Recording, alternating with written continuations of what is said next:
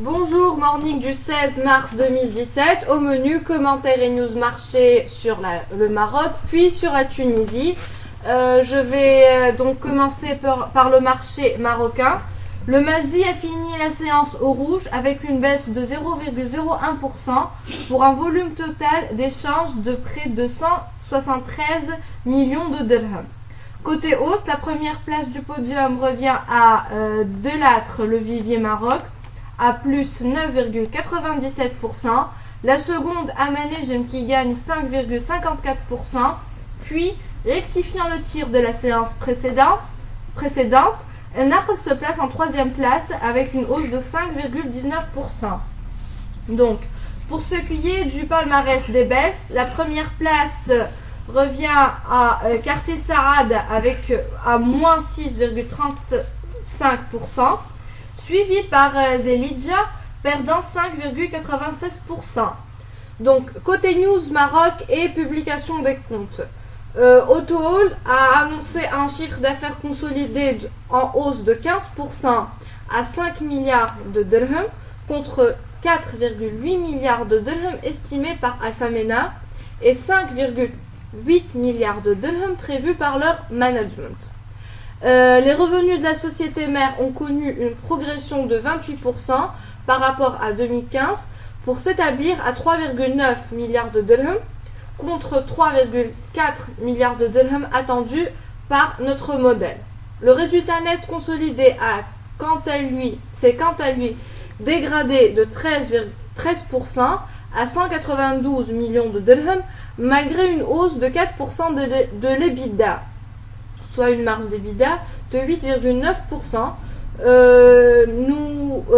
contre 9,9% en 2015 et 11 attendus par notre modèle.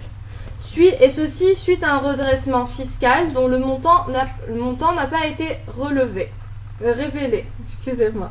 Donc clairement, les résultats auraient pu être mieux s'il n'y avait pas eu de hausse de cours dollar américain et yen japonais vis-à-vis du dinar marocain, du dirham marocain.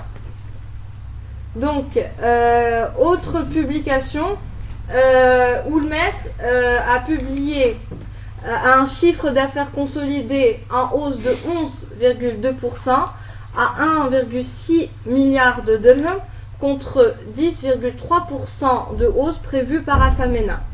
Le résultat d'exploitation a connu une amélioration de 17,8% à 284 millions de dirhams contre 277 millions de dirhams prévus par notre modèle. Le résultat net part du groupe a ainsi augmenté de 18% pour atteindre 171 millions de dirhams versus 168 millions de dirhams estimés par estimés par Alphamena. Donc, je cède la parole à Fatma qui va commenter les chiffres de la belle vie et le marché et news tunisienne.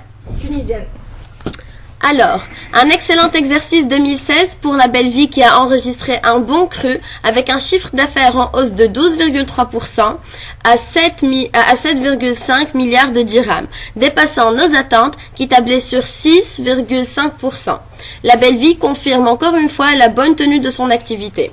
À fin décembre 2016, l'EBITDA consolidé a enregistré un bond de 51,1% à 703 millions de dirhams, bien au-dessus de nos estimations, puisque notre modèle tablait sur 533 millions de dirhams, portant la marge d'EBITDA à 9,3%, soit 170 points de base supplémentaires, contre 7,4% prévus par notre modèle, et ce, grâce à l'augmentation des volumes d'activité et aux effets d'économies d'échelle réalisées sur les charges de fonctionnement. Conséquemment, le résultat net part du groupe s'établit à 139,5 millions de dirhams, en hausse de 29,3% contre 34,2% estimé par Alphamena. Notre modèle est en cours d'ajustement. Passons maintenant à la Tunisie. Le Tunindex a clôturé la séance du mercredi 16 mars sur une baisse de 0,37%, Le volume d'échange s'est élevé à 5,895 millions de dinars. Rien d'exceptionnel pendant la séance, à part Carthage Cement qui domine toujours le volume avec 2,5 millions de dinars. La meilleure performance revient à MPBS avec une hausse de 5,95% à 3 dinars 380. Ensuite, nous avons Modern Leasing qui a gagné 2,87% pour s'établir à 3 dinars 930 milli. Du côté des baisses, Air Liquide occupe la première position avec un déclin de 5,73% à 107 dinars 670 milli. En seconde position, nous trouvons Sotema qui a cédé 4,54% à 1 dinar 260.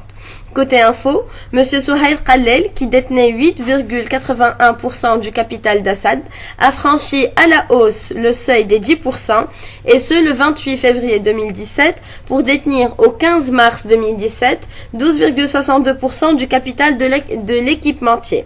Toujours concernant la structure du capital d'Assad, M. Semi Khalel a également franchi à la hausse le seuil des 10%, voyant sa participation passer de 8,90% à 13,31%.